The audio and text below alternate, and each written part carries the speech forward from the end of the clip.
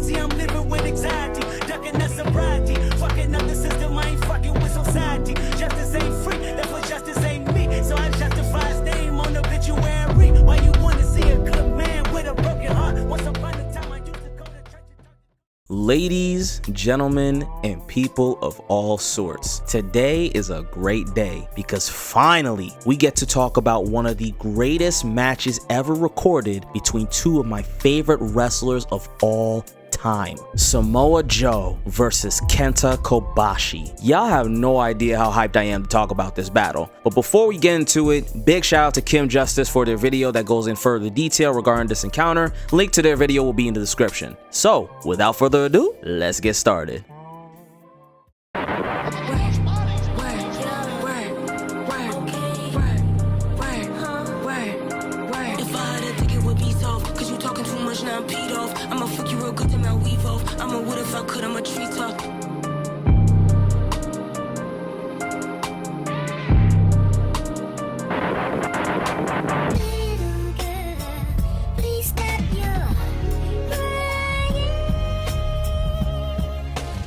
Alright, so boom. The year is 2005. Kanye West still had his mind intact and dropped late registration. NBA Live got Carmelo on the cover. YouTube became a reality and took over the internet. And in the wrestling world, John Cena and Batista became two of the biggest stars in the WWE, leading a new generation of wrestlers. But under all those moments, something in the independent circuit was brewing up.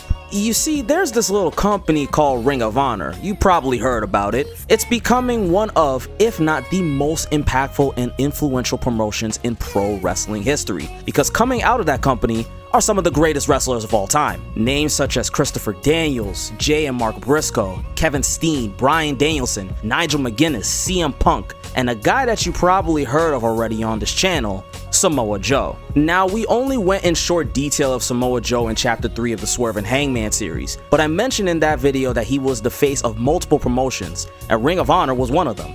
Outside of his incredible TNA run and his excursions in Japan, Joe was one of the head guys for ROH and was dominant as the promotion's champion, holding the ROH world title for 645 days and losing it to Austin Aries at Final Battle of 04. Joe was not the one to mess with in the company, until a certain guy from Japan had something to say. You see, while Joe and Ring of Honor was exploding in the United States, on the other side of the world is Japan, with a new promotion that's also built a legacy in its own way. Pro Wrestling Noah, led by one of the greatest to ever do it, Mitsuharu Misawa. Now, Misawa didn't want Noah to be known only in Japan. He actually wanted Noah to expand and evolve into an international company, having wrestlers from America go to his promotion and vice versa. The plan was to grow Noah's audience, and when there was word that ROH wanted to set something up with them, Misawa didn't want to pass up on it. ROH already had guys like Low Ki and Bryan Danielson going to Japan and building names for themselves, while Noah had guys like Kenta and Marufuji coming to the States and building legacies outside of their country.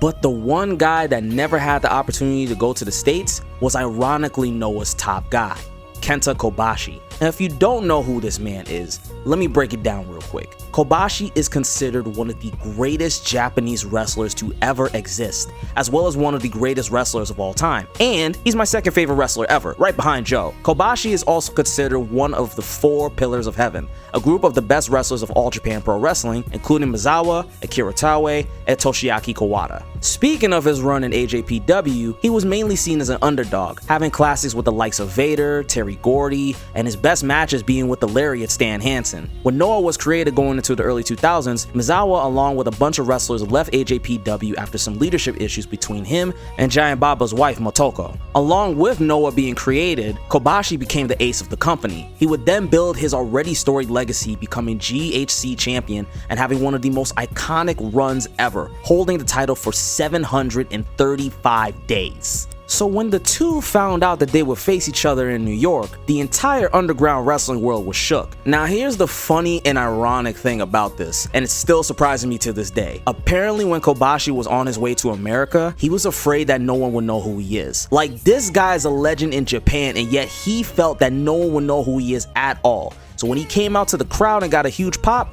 the man was genuinely surprised. Like, my guy, you are not Hulk Hogan. You can actually wrestle. Hogan was out here botching spots and was unwilling to put wrestlers over. Now he two-stepping in Satan's playground with Queen Elizabeth looking up at us. Anyway, the tail of the tape shows how close in size and weight both Kobashi and Joe are. Both around 6 feet tall and well over 250 pounds. It's even funnier knowing that we almost had Kobashi taken on low-key. That's like if Shaq is being guarded by Muggsy Bogues. It was too unfair of a matchup. Thankfully, low-key had scheduling conflicts, which gave Joe the opportunity. And boy, oh boy, these two did not disappoint.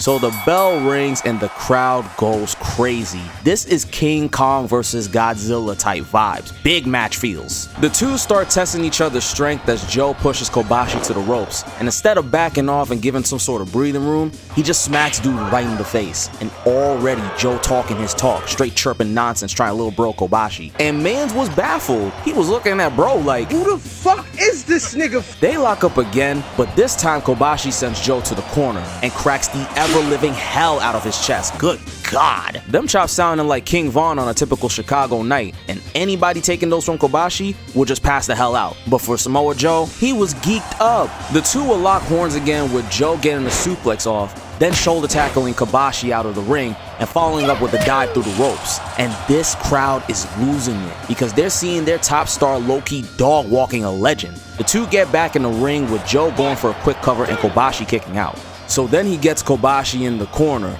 and chops his chest, but bro ate the hits, light work, no reaction. Look at the man's face. That's the look of someone who knows they about to get mollywopped into the shadow realm. Joe chops him one more time, and again he just eats the hit. So Kobashi had to lock in real quick and smacks the living hell out of Joe, making him tremble. Like, look at all the sweat that's coming off after every slap, bro. Joe follows up with a couple of body kicks, then an enziguri that flattens Kobashi. Then this is where bro gets disrespectful. He grabs Kobashi's head and hits him with the Kawada kicks. Knowing that Kawada was one of Kobashi's biggest rivals and hitting a signature move of his really shows how much Joe didn't give a damn. But he soon realized that he made a mistake because bro gets fired up again. And again, Joe sees the fear of God in this Japanese man's eyes as Kobashi starts teeing off with more chops. This must have been what Django was feeling like when he spun the block on his masters. And if you put me in a room with Kobashi and Gunther and I have to take chops from both of them, yeah, just call it GG's. I'm not making it out alive.